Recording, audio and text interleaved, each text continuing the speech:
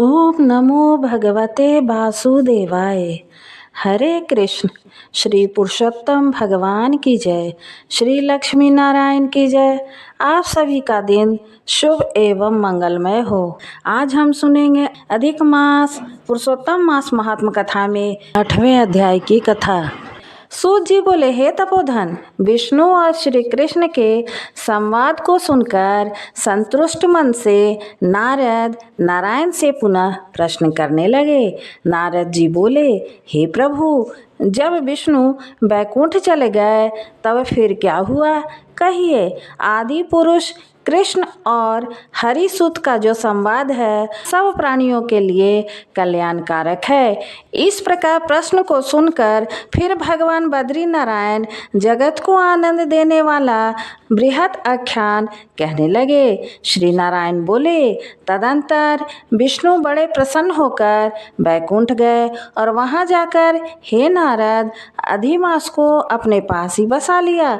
अधिमास बैकुंठ में वास पाकर अत्यंत प्रसन्न हुआ और 12 मासों का राजा होकर विष्णु के साथ रहने लगा। 12 मासों में मलमास को श्रेष्ठ बनाकर विष्णु भी मन से संतुष्ट हुए।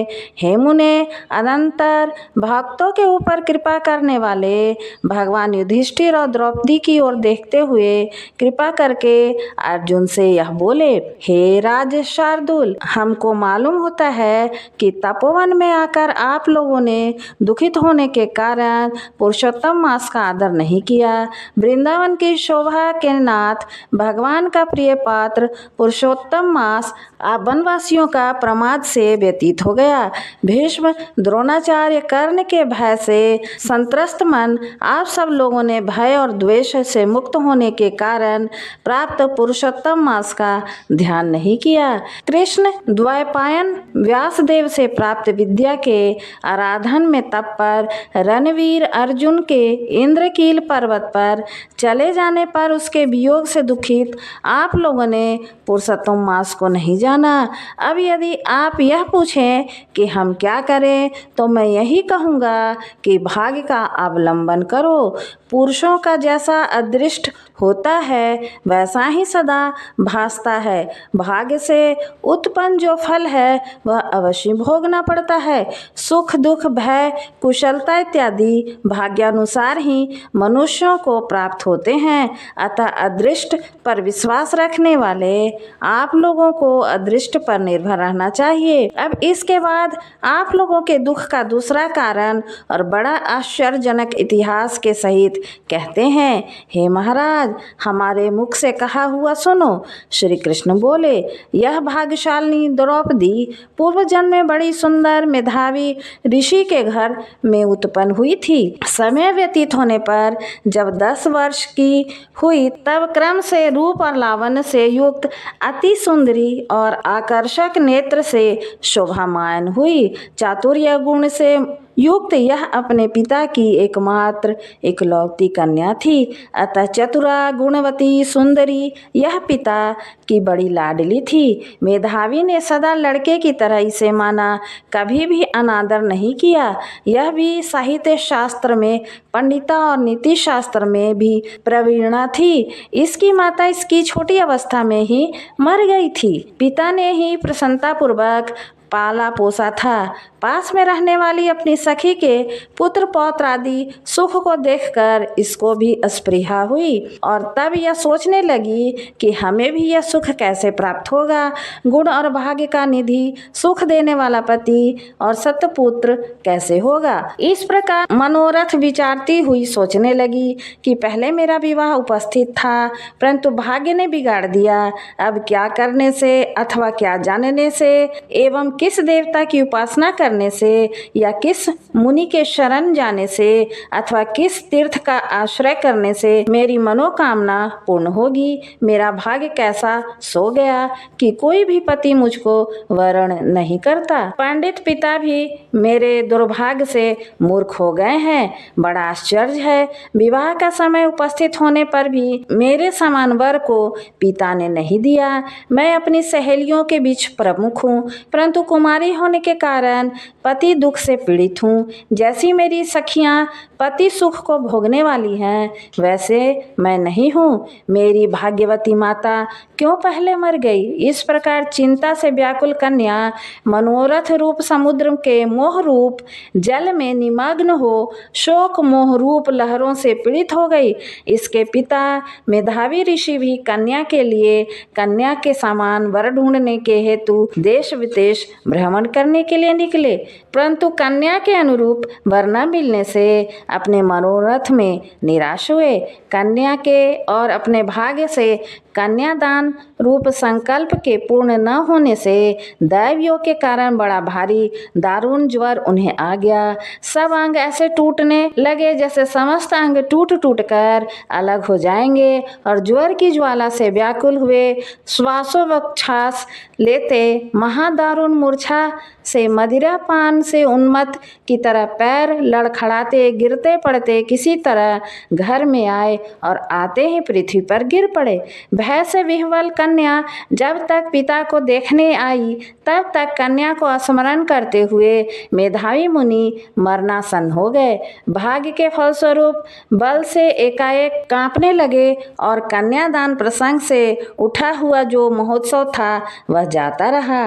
तदंतर पहले किए हुए गृहस्थाश्रम धर्म के परिश्रम के प्रभाव से संसार वासना को त्याग कर भगवान में चित्त को लगाने लगे। उस मुर्मूर्षु मेधावी ऋषि ने शीघ्र ही नील कमल के समान श्याम त्रिवली से सुंदर आकृति वाले श्री पुरुषोत्तम हरि का स्मरण किया। हे रास के स्वामी, हे राधा रमण, हे प्रचंड भुजदंड से दूर से ही देवताओं के शत्रु दैत्य को मारने वाले, हे अति उग्र दावानल को पान कर जाने वाले, हे कुमारी गोपिकाओं के उतारे हुए वस्त्रों का हरण करने वाले, हे श्री कृष्ण, हे गोविंद, हे हरे, हे मुरारे, हे राधेश, हे दामोदर, हे दीनानाथ, मुझ संसार में निमग्न की रक्षा कीजिए। इंद्रियों के ईश्वर आपको प्रणाम है। इस प्रकार मेधावी के वचनों को दूर से ही सुनकर श्रीमन भगवान के दूत चटपट मुकुंद लोक से आए और उस मरे हुए मुनि को हाथ से पकड़कर ईश्वर के चरण कमलों में ले गए। इस प्रकार अपने पिता के प्राणों को निकलता देखकर वह कन्या हाहाकार करके रोने लगी और पिता के शरीर को अपनी गोद में रखकर अति दुख से विलाप करने लगी। चिल्ह पक्षी की तरह बहुत देर तक विलाप करके अत्यंत दुख से विह्वल हुई और पिता को जीवित की तरह समझकर बोली, हाय हाय हे पिता, हे कृपा सिंधु, हे अपनी कन्या को सुख देने वाले, मुझे आज किसके पास छोड़कर आप बैकुंठ सिधारे हैं। हे तात, पितृहीन मेरी कौन रक्षा करेगा। आज मेरे भाई बंधु माता आदि कोई भी नहीं है। हे तात, मेरे भोजन वस्त्र की चिंता कौन करेगा। कैसे मैं रहूंगी इस शून्य वेद ध्वनि रहित निर्जन वन की तरह आपके घर में। हे मुनि श्रेष्ठ, अब मैं मर जाऊंगी, ऐसे जीने में क्या रखा है। हे कन्या से प्रेम रखने वाले पिता, हे तात, विवाह विधि बिना किए ही आप कहाँ चले गए। हे तपोनिधे, अब यहाँ आइए और अमृत के समान मधुर भाषण दीजिए। क्यों आप चुप हो गए। हे तात, बहुत देर हो गई, आप सोए हुए हैं, अब जागिए। ऐसा कहकर आंसू बहाती हुई घड़ी घड़ी कन्या विलाप करने लगी और पिता के मरने से दुखित हुई आरता चिल्ह पक्षी की तरह मुक्त कंठ से रोने लगी। उस लड़की का रोदन सुनकर उस वन में रहने वाले ब्राह्मण आपस में कहने लगे कि इस तपोवन में अत्यंत करुण शब्द में कौन रो रहा है। ऐसा कहकर सब तपस्वी चुप होकर यह मेधावी ऋषि की कन्या का शब्द है ऐसा निश्चय कर घबराए हुए हाहाकार करते मेधावी के घर में आए और वहां आकर सबने कन्या के गोद में मरे हुए मेधावी ऋषि को देखा और ऋषि को देखकर वन में रहने वाले सभी मुनि भी रोने लगे। कन्या की गोद से शव को लेकर शिव मंदिर के पास शमशान पर गए। वहां काष्ठ की चिता लगाकर विधि विधि से अंत्येष्टि कर्म कर उनका दाह किया। दाह के अनंतर कन्या को समझाकर ऋषि अपने अपने आश्रम चले गए। इधर कन्या भी धैर्य धारण कर यथाशक्ति क्रिया के लिए द्रव्य खर्च किया।